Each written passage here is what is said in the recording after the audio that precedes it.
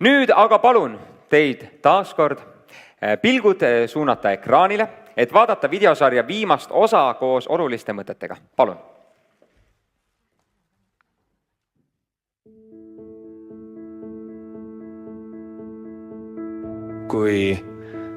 Kui noorsootööd ja huviharidust ei oleks, siis kaoks üks oluline võimalus. Võimalus proovida ja ennast tundma õppida.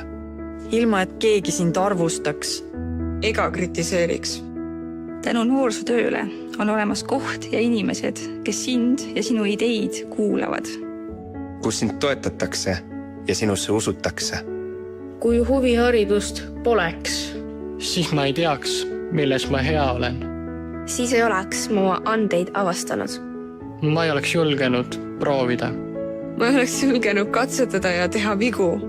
Noorsootöö hõlmab just seda, mida noor tegelikult vajab. Lootust. tunnustust, Võimalusi. Unistusi. Ja see annab põhjuse ikka ja jälle tagasi tulla. kui seda poleks, siis oleks rohkem üksi olemist. Rohkem vaikust ja see ole hea vaikus. Rohkem ekraani, mis täidab vaikust. Huviharidus õpetab kuulama. Ja kuuldav olema. See õpetab olema inimene teiste inimeste seas. Siin ma tunnen, et ka minu arvamus loeb. Et ma ei pea hüppama üle oma varju.